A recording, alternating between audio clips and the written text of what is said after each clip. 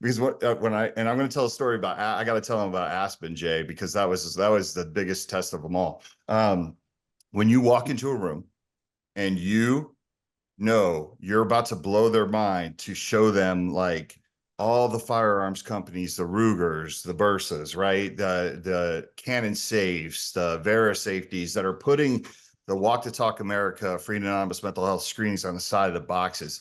I've already won there because the expectation level of me being from the gun industry is so low that they don't think they're like, oh, what is this guy going to go up there and talk about prior from cold dead hands? You know what I mean? And then I go up there and I'm like, here's things we're doing. We have Kids to Kings. We have this free resource. We have this resource. These are the companies that are doing this stuff. And what you find is most of these people are just frustrated because they're uninformed, right? Like they've been hit with the whole like, ARs are the number one killer, whatever, all the things, all the talking points that they have. And when I go up there, what I try to do is I try to show them all the things we're doing. And once you do that, they're leaning in, right? They're trying to get that knowledge. Like, what is he talking about? What is he saying? I can't wait to hear this because they've never heard about it. Like we're not going to get that media coverage. We're just not. It's slow. It's happening, but they're not going to find it. Yeah, they're not going to find out about it. They're going to say, like, I heard Ruger was putting free and anonymous mental health screenings in all their boxes, right?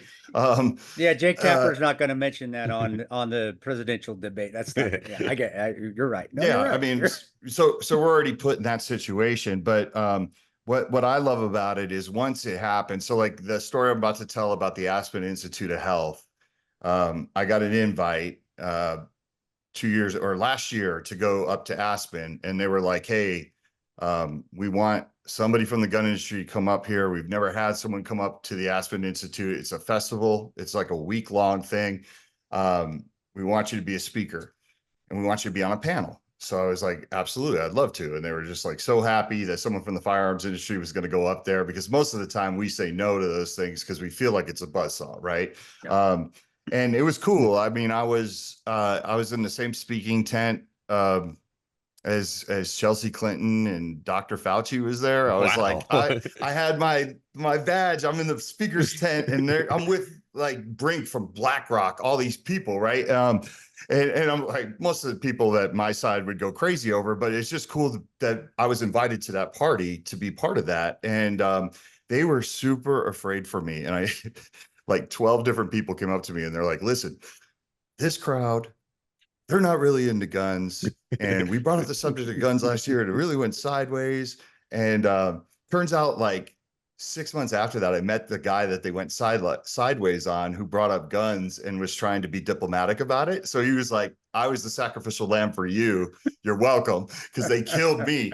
Right. So I go down there and they're like, God, you're really confident. I'm like, I'm actually more confident in front of like this type of crowd than I am my own, because my own has a very short fuse, right? When they hear guns and mental health, they think it's like mutually exclusive, and they think I'm going to blame the gun. They don't realize like I've armed more Americans than most people have in an entire room, which is crazy when you think about it, because all my work, how we met originally, Well, Chris. yeah, that was at the end. Or like, keep going, but yeah, we could go on because Yeah. I would have think that you'd be more hammered by the gun community just because of the technical aspect of it. Of if you get a grainage wrong or a caliber wrong, you know how they're going to come and hammer you on that. Not necessarily the mental health. That's surprising me. That's actually sad. Because I want to hear at the NRA convention about mental health and guns, but maybe I'm just I'm a weird dude with that. I've been through, or maybe it's because I've But been I through think it before. yeah, and I think you're a veteran. I think the veterans, people that went into the military, I think that they've understood this a lot better than the general gun community Gotcha. as a whole, because there was two messages being sent. One, obviously veterans rallying around each other, taking care of each other, but then and nobody ever looked at veterans and said like, you know, why are they being pussies? Like, they didn't say that, right? Everybody respect. No, you No, automatically you're get right. that You're right. respect. You're But a right. lot of gun owners, because the NRA had that message of mental health people are bad. They're lurking around the corner. They're going to take your firearms. You know what I mean? Yeah. And that was a move. I mean, it was a move, to get people to give them money and say like, I'm the only person who can help you. You got to trust everything I Sure. say, Yeah. No. you know. So we're in Aspen, and the subject of red flag laws comes up. But I already got the audience. Like I already, because I could tell like people are nodding when I'm talking. I'm talking about solutions, and the other two people on the panel were super pro red flag. And they were talking about how great red flag laws are and all their statistics. So it comes up to me and they're like, what's your thoughts? And I'm like, I'm going to say something right now that the crowd's not going to like, but it's the God's honest truth. I'm like, red flag laws get people killed. And they're like, what? I could tell like everyone's like, what? And I'm Right. like, I live in a world where if I had $1 for every time someone contacted Walk the Talk America and said, I want to go get help, but there's a red flag law in my state and I'm afraid to go get help, right? I'm not going to do it. I was like, I wouldn't have to ask you people for money.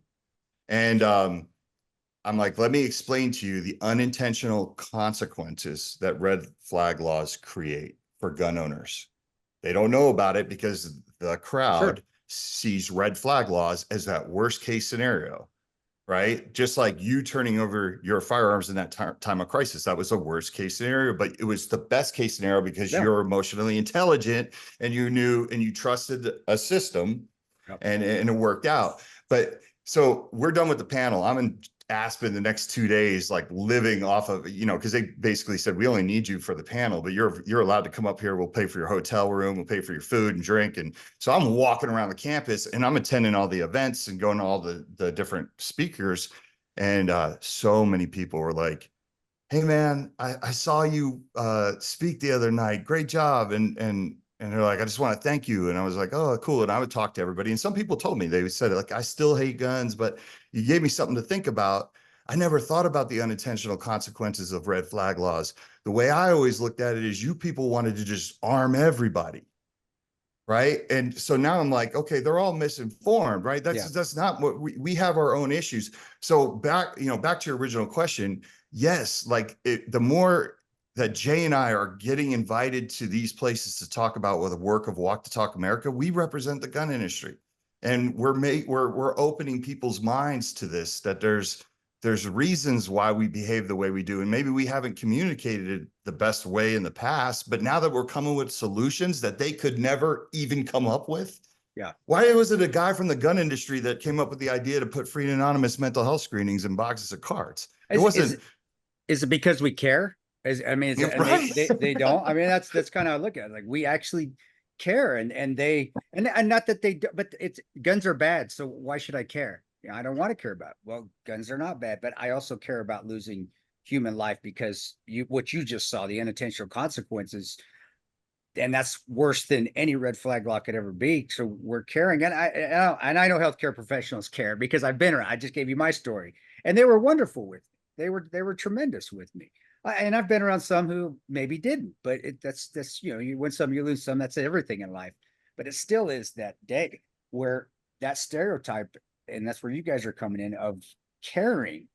And I guess I shouldn't say off the cuff, but you guys do care. So how do we get them to care? Is that just by you going out and going to throwing yourselves to the wolves? And Jay, you the same thing, and being that minority on that panel of people that want to take guns, and you guys just because I'm all fat. I mean, you guys have at it. I could never do it. No, go knock it, get those panels and get those minds changed. But what other ways can we do that and maybe make it proliferate even more? Or is it just going to do that like you said, grassroots, one step at a time, which is cool too. I get that. I get hard work pays off. How do we make it proliferate though? Is there a way to do it aside from doing the podcast? But this is a 2A heavy podcast. Not many from the gun grabbers are listening to Battle Line podcast. They'll see the name. So what do we do? What other things can we do to make it grow aside from just like a wildfire?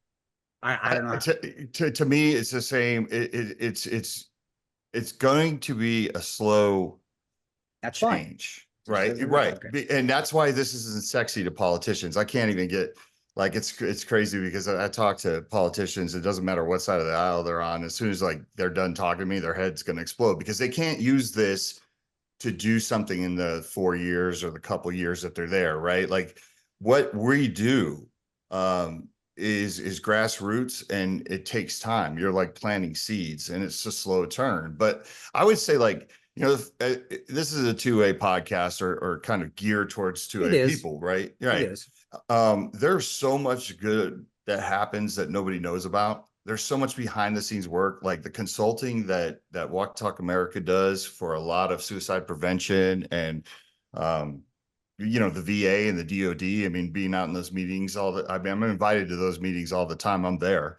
To me, that's how you do it, is you just keep chipping away at it and you're not afraid. I mean, I brought props. I'm like Carrot Top. I got like all these, but this is everyone says that we can't get a fair shake in the media, right?